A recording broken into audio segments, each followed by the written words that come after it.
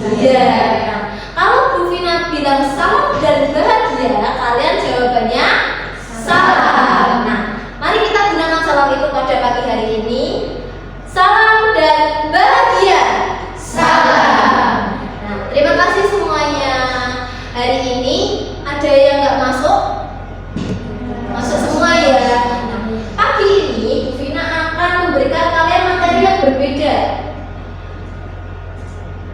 Nah, ini materi kita pada pagi hari ini, yaitu tentang kebinekaan Indonesia, negeri dan penuh harmoni. Kalian ini kan di Indonesia ya, tinggalnya ya, pasti macam-macam isinya. Nah, kita bedah satu persatu keanekaragaman Indonesia. Oke. Nah, nanti setelah kalian mempelajari topik ini, Bu Vina harap kalian bisa memahami kebinekaan atau keanekaragaman. Keanekaragamannya di mana? Di Indonesia untuk mewujudkan profil pelajar Pancasila. Nah, pertama, Bu Vina mau tanya, di kelas ini aja itu orangnya sama semua apa beda-beda? Beda-beda. Ada yang mungkin dari Jawa, ada yang mungkin dari luar Jawa, ya enggak? Iya. Ada orangnya yang berkulit kuning langsa, ada yang kulitnya sawo matang, ada yang rambutnya panjang, ada yang pendek. Nah, kalau di rumah kalian ada nggak yang di sekeliling ini tetangga-tetanggamu ada yang beda nggak? Coba salah satu ada yang mau bilang tetanggaku apa gitu. Coba kamu, tetanggamu ada yang ini nggak? Orangnya berbeda mungkin warna kulitnya atau gimana? Ada. Ini warna kulitnya ya. Oh iya, agak hitam ya, rambutnya keriting ya. Nah, baru di tetangga saja ada yang beda. Apalagi kalau kalian nanti jalan-jalan ke keliling Indonesia. Nah, terus menurutmu kondisi yang beda-beda ini itu baik apa buruk? Baik. Itu akan menjadi kekuatan Indonesia atau malah jadi ancaman? Bisa jadi kekuatan, ya bisa jadi ancaman kalau tidak tahu bagaimana cara bersikap. Kalau kalian ada orang yang beda, kamu kulitnya hitam, kamu jelek, nah itu berarti menjadi ancaman karena tidak menerima perbedaan. Kayak gitu ya. Oke, lanjut. Nah, hari ini kita akan memulainya dengan permainan, yaitu bermain suku-suku. Di sini ada berapa siswa? 16. Nah, silakan membagi kelompok menjadi 2 kelompok, yaitu kelompok suku Powo dan suku Wiwi. Silahkan membagi menjadi 2 kelompok. Yuk.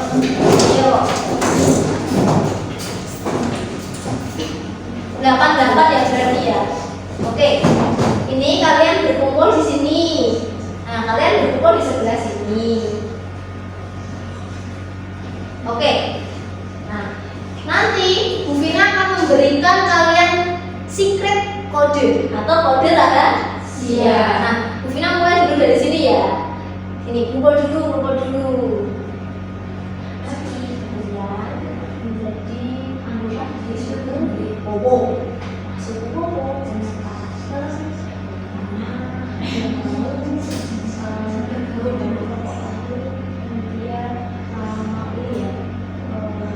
tidak sombong gitu ya. Nanti kalian akan bertemu dengan kelompoknya dan kalian oke, ini di sini dulu. Oke, sini.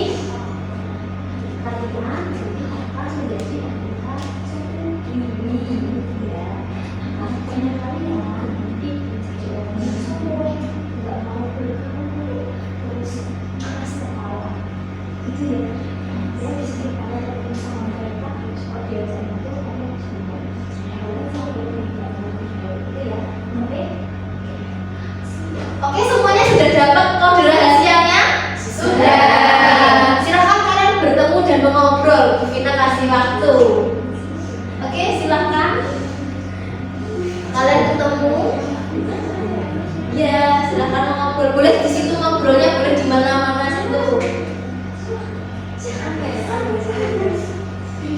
Ya. Kenapa ya?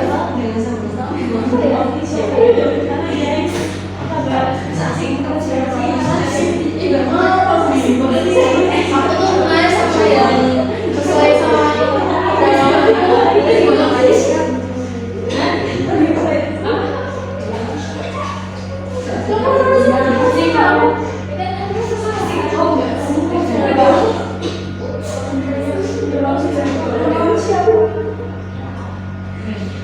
Oke, sudah waktu selesai.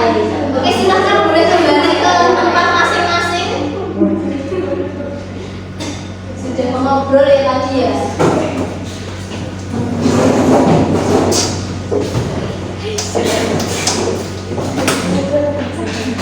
Nah, sekarang Bu Vina tanya. Yang kelompok di sini tadi nama sukunya suku apa? Suku. Terus yang kelompok sini namanya suku apa? Nah, coba Bu Vina tanya sama Mbak, tanya Mbak Kaira. Berdiri. Tadi sudah ngobrol sama kelompok suku Wiwi. Menurut kamu, kelompok suku Wiwi orangnya gimana setelah ngobrol? Sombong. Kenapa tadi?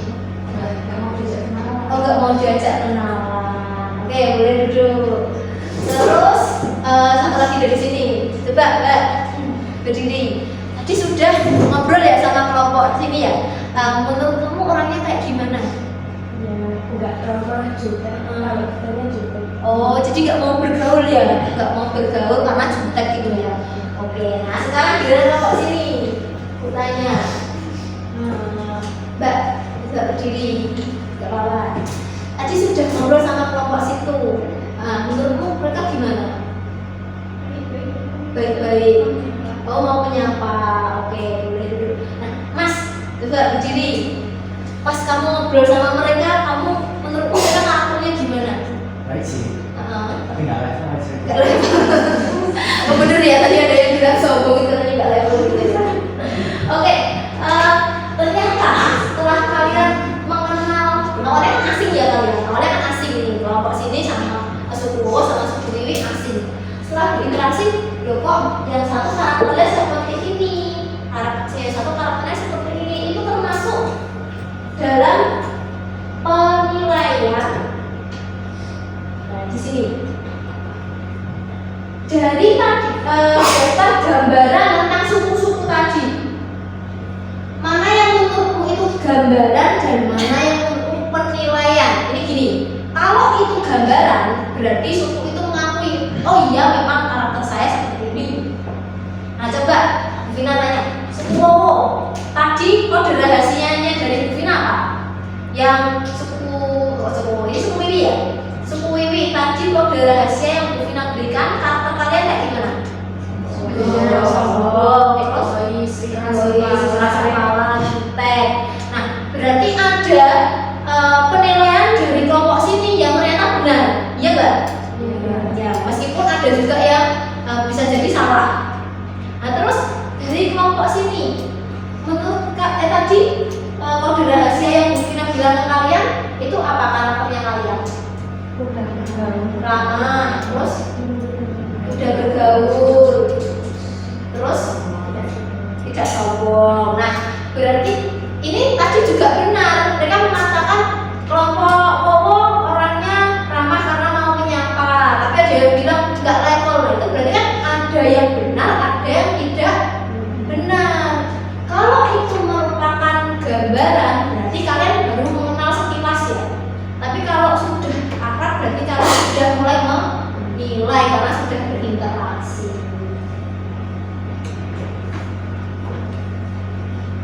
Nah, bagaimana kok bisa menilai kayak gitu? Di sini ada konflik dan kekerasan.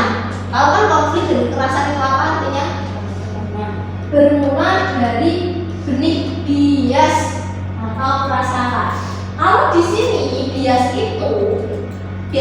dalam bentuk lelucon, desas-desus. Contohnya misalnya kayak ada yang ngomongin, katanya Mei itu orangnya sombong.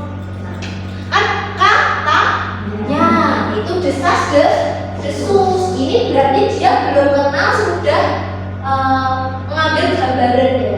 Dia belum tahu sebenarnya Mei kayak gimana. Padahal Mei orangnya ramah, orangnya suka bergaul, ya nggak? Iya, kayak gitu. Nah ini dari lelucon, desas-desus, terus ada ucapan yang tidak yang sensitif gitu lah. Terus level kedua pertemanan, tadi kan belum kenal. Terus yang kedua ada prasangka. Nah ketika didekati tidak mau bergaul, kayak tadi pas kalian mendekati kelompok ini tidak mau bergaul, itu berarti sudah ada prasangka. Kok orangnya nggak mau bergaul sih? Kok orangnya gitu sih? Ya nggak? Nah itu prasangka. Terus yang atasnya lagi diskriminasi. Nah itu sudah mulai tambah marah lagi. Diskriminasi itu contohnya, kamu bukan orang kaya nggak levelnya. Itu orangnya orang miskin, aku nggak mau temenan sama dia. Itu diskriminasi. Atau kayak gini, orang yang cindo, kalau cindo nggak? Nah, orang-orang cindo tidak mau bergaul atau punya pacar orang Jawa tulen. Ya, padahal mas-mas Jawa itu romantis ya nggak? Iya. Kalau dipanggil mas, jawabannya kayak gitu. Itu ini ya diskriminasi, itu tidak mau bergaul dan menjelek-jelekkan. Nah, yang atasnya tindakan kekerasan dengan motivasi bias, maksudnya kayak gini nih contohnya, ada penyerangan, ada tiba-tiba yang digerutuk terus aniaya, itu penyerangan. Terus ada, mohon maaf ini kata-katanya, penghilangan nyawa. Nah, itu kan kayak contoh dulu kalian pernah tahu nggak sih, ada perang suku Sampit sama suku apa dulu ya, pokoknya mereka perang suku sampai ada yang hilang nyawanya, sampai ada yang mohon maaf jadi cacat karena terluka kayak gitu. Itu parah. Dan yang paling tertinggi, dia paling tertinggi tapi paling banyak korbannya tapi tidak banyak dilakukan orang, genosida bilang. Contohnya kalian tahu konflik Palestina dan Israel? Nah itu termasuk genosida karena mereka menyerang ini ya, pembantaian. Mereka sudah mulai membunuh orang-orang yang tidak bersalah. Itu termasuk genosida. Dan jangan sampai kita melakukan tindakan-tindakan ini, karena ini adalah tindakan yang memicu konflik atau kekerasan. Nah oke, sekarang kita nonton video dulu ya.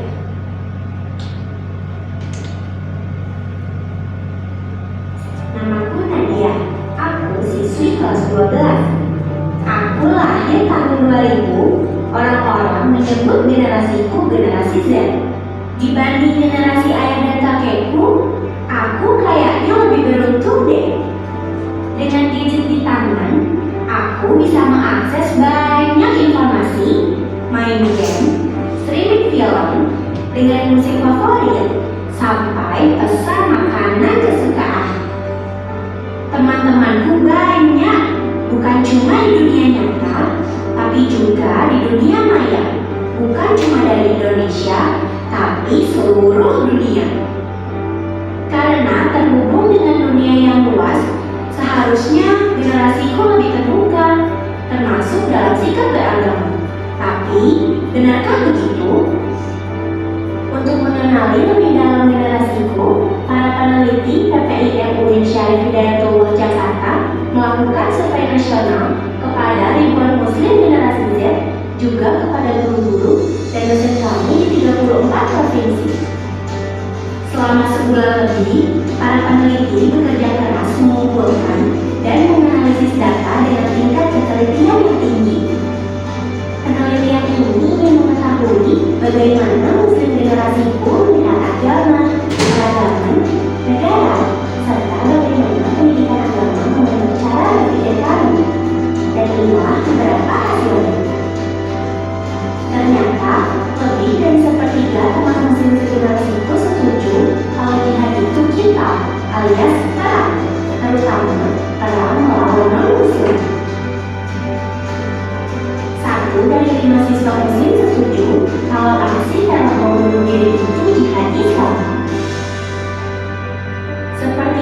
Muslim Gen Z setuju kalau orang yang murtad harus dibunuh. Hampir sepertiga merasa bahwa perbuatan intoleran terhadap minoritas tidak masalah. Melihat data di atas, kaget juga sih dari mana pemahaman-pemahaman itu berasal. Ternyata medsos masih menjadi rujukan utama generasi kami dalam mendapatkan ilmu dan informasi keislaman. Buku pelajaran agama Islam juga berperan. Hasil survei menunjukkan 48,95% siswa atau mahasiswa merasa pendidikan agama memiliki porsi yang besar dalam mempengaruhi kami agar tidak bergaul dengan pemeluk agama lain. Dari keseluruhan materi pendidikan agama Islam, materi tentang menghargai orang lain yang berbeda itu porsinya sedikit banget. Mangga jatuh gak jauh dari pohonnya. Cara pandang yang eksklusif ini gak jauh dengan guru dan dosen kami. Misalnya, untuk urusan dengan kelompok minoritas yang dianggap sesat, sebagian besar guru dan dosen tidak setuju jika pemerintah melindungi kelompok tersebut. 2/3 guru dan dosen pun percaya bahwa semua orang Yahudi adalah musuh Muslim dan semua orang Yahudi membenci Muslim. Untuk urusan rumah ibadah agama lain, 2/3 dari guru dan dosen tidak setuju kalau di lingkungan mereka didirikan rumah ibadah agama lain. Sedih rasanya kalau lihat data-data tadi. Seharusnya pendidikan agama membuat kami mencintai dan melindungi sesama manusia. Apalagi 20-30 tahun dari sekarang, generasi kamilah yang akan memimpin bangsa ini. Bangsa yang kaya dengan keragaman. Gak mungkin bangsa besar ini dipimpin oleh orang yang berpikiran sempit. Tapi aku tetap optimis kok. Sebagian besar generasi kami masih setia Pancasila dan NKRI. Temuan survei ini membuka mata kami untuk waspada dan introspeksi. Udah banyak bangsa porak-poranda karena benih kebencian yang dibiarkan. Ayo, jaga bangsa kita, Indonesia yang kita cinta.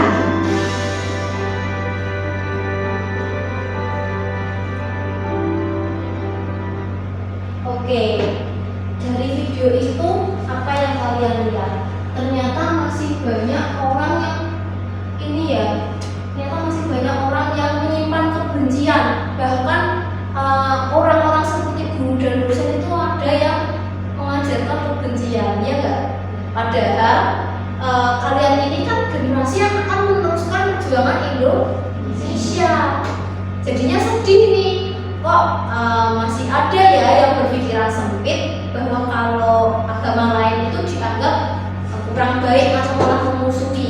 Berarti menurut kalian permusuhan itu baik atau buruk? Jadi ibu harap ketika kalian melihat video tadi, kalian sadar bahwa kebencian itu masih banyak.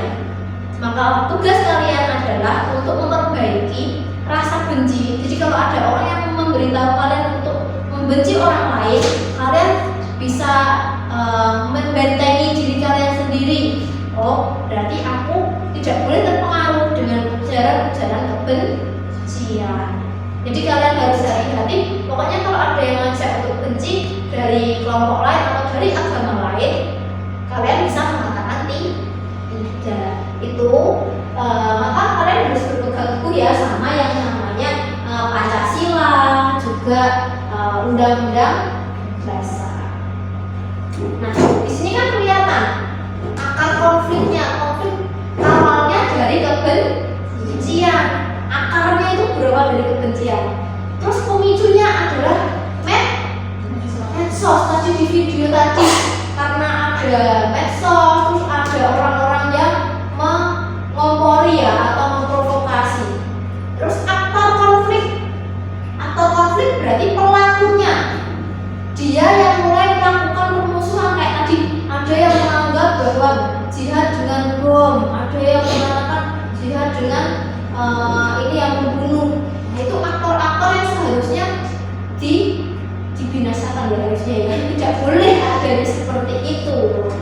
Lalu akselerator adalah orang-orang yang justru menambah kebencian itu atau malah semakin memperparah, mengajak atau mendukung tindakan yang buruk itu tadi.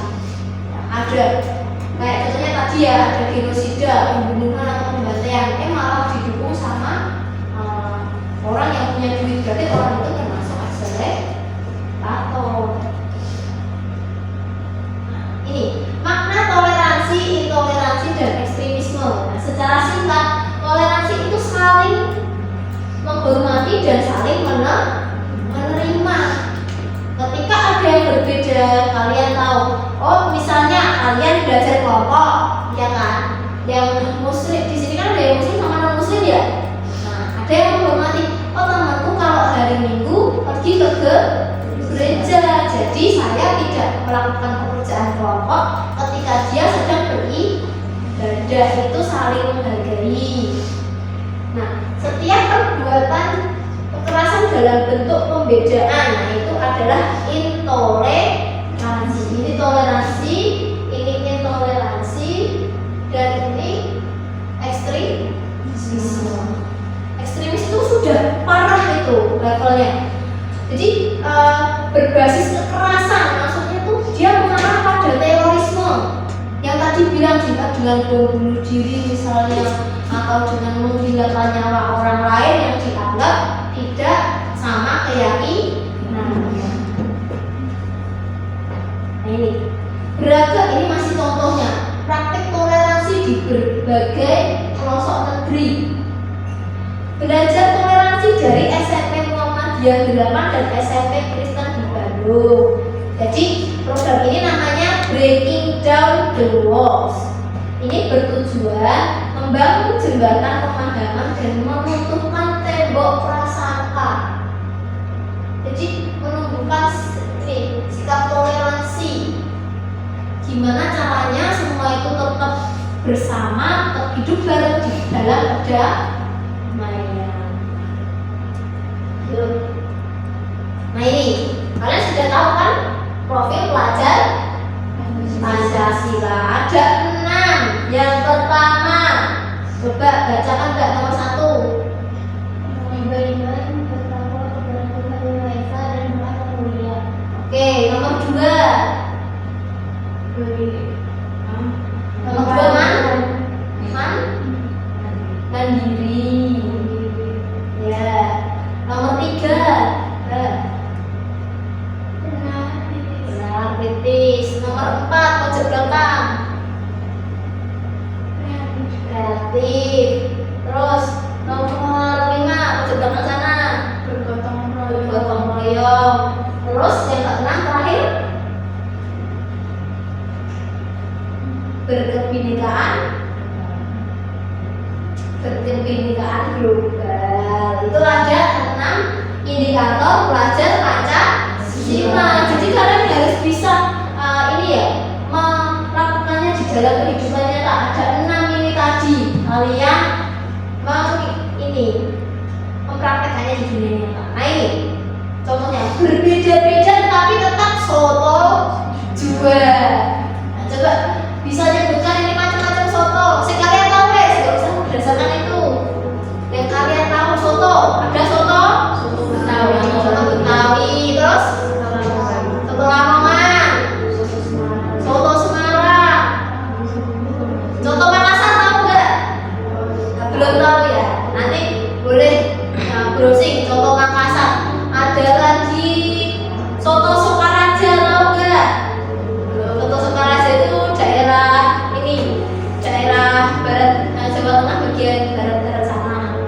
Itu ada bermacam-macam soto. Nah soto Semarang sama soto Solo, soto Sukaraja aja beda nggak?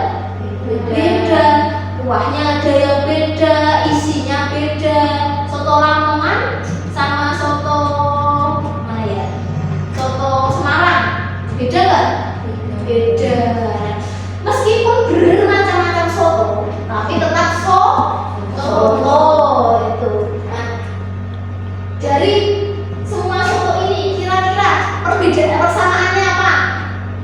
Sama-sama pakai kuah, terus ada nasinya. telurnya, oh iya betul. Hah? Ada mangkoknya, ya. Terus apa lagi? Enak bu, enak kabeh, ya enak semuanya. Itu bahkan ketika soto itu beda-beda, masih punya persamaan.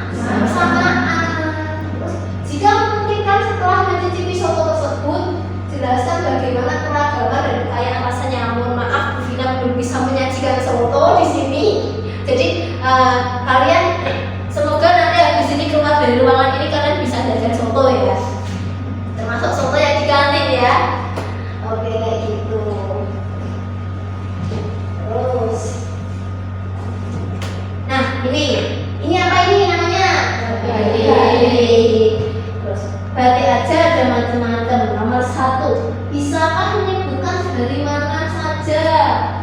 Ini kalau kalian udah tahu ada yang dari Jogja, ada yang dari Solo, ada yang dari Jawa Barat juga. Ini nanti kalian bisa cek di ini ya, di Google bahwa batik itu beragam.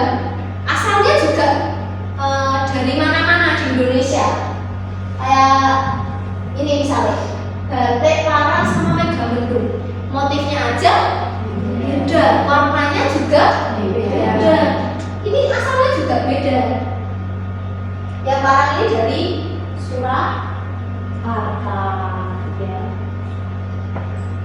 Terus, bisakah Anda menemukan 3 perbedaan dan persamaan dari batik tersebut? Persamaannya apa kalau batik itu? Apa? Dari kain, ya di kain, ya, betul. Terus apa? Persamaannya sama-sama punya motif yang rumit, ya motifnya susah. Ada yang ini pembuatannya sama apa beda ini kira-kira? Hampir sama ya, ada yang sama, ada beda. Ada yang pakai apa ini? Canting, betul. Ditulis pakai tangan. Ada juga yang pakai cat. Tapi ya hampir sama. Bahkan misalnya motif parang mau sama motif Megamendung mau buat tapi sama-sama pakai cat, bisa nggak? Bisa. Terus motif kawong sama batik 7 rupa mau sama-sama pakai tulis, bisa nggak? Bisa. Nah, itu persamaan. Perbedaannya apa? Motifnya. Terus asalnya. Nah, itu juga sama-sama tapi tetap batik juga. Bagaimana dengan batik yang Anda pakai? Nggak pakai batik ya hari ini ya? Bisakah Anda jelaskan asal batik yang Anda pakai? Nah, kalian pernah pakai batik? Pernah. Belinya di mana? Pinjem deh. Dia pinjem nggak beli. Lewat di mana? Shopee, terus TikTok Shop. Beli di mana lagi batik? Solo itu tempatnya batik loh ya. Benteng, betul. Mana lagi? Lawean, oke. Nah, itu batik yang kalian pakai ya, bermacam-macam. Harganya macam-macam enggak? Nah, berapa biasanya kalau beli? Di atas 50 ya, karena batik susah ya pengerjaannya ya. Nah, dari itu semua, dari itu semua yang sudah Bu Vina jelaskan, kalian sudah mengetahui bermacam-macam suku, ya kan? Macam-macam suku tadi ada suku Romo sama suku Wiwi. Terus juga ada macam-macam karakter, ya kan? Di sini tadi karakternya baik, ramah. Terus ini karakternya ya, tidak mau bergaul, sombong. Macam-macam orang juga ya. Ada yang rambutnya panjang, ada yang pendek, ada yang ada yang lurus. Kulitnya juga ada yang sawo matang, ada yang kuning basah. Terus makanan juga berbeda ya enggak? Jadi ada soto aja ada berapa macam tadi minimal? Ada 5 minimal loh. Tadi yang digambar ada berapa? 5.